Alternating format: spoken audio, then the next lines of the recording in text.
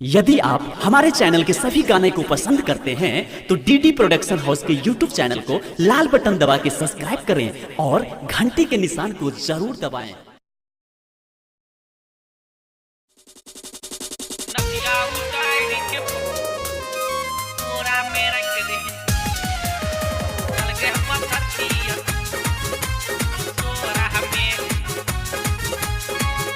presented by DD Production House, Sakri।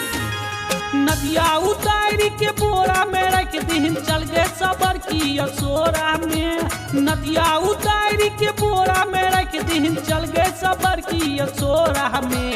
या सुतल जागल के हल्ला लेके माजा धके तू साजा पाजा में। आ नदिया उतारी के बोरा में रख दिन चल गए पत्थर की असोरा में।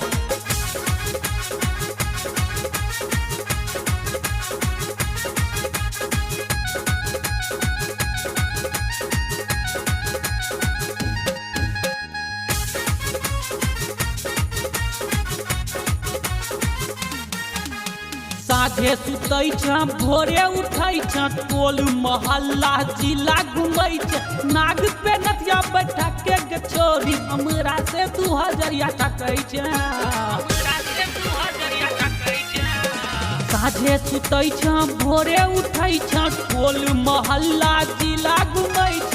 छोट छोट कपड़ा पहिन के खूब ठकै छ रुपैया गे। नदिया उतारी के बोरा में रख दिन चल गए गोरी असोरा में।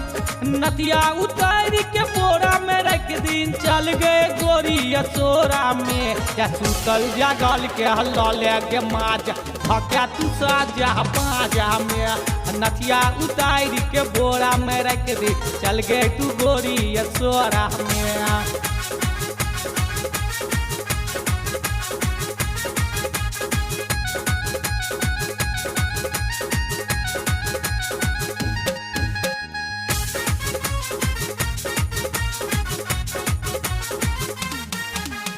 गौतम राइटर के बात नहीं मानै छै सत्यम सबरिया के लोके घुमै छै। गौतम राइटर के बात नहीं मानै छै सत्यम सबरिया के लोके घुमै छै। गौतम राइटर के बात नहीं मानै छै सत्यम सबरिया के लोके घुमै छै। गौतम राइटर के बात नहीं मानै छै सत्यम सबरिया के लोके घुमै छै। नदिया उतारी के बोरा में दो के चल गए बाबा के डेरा में।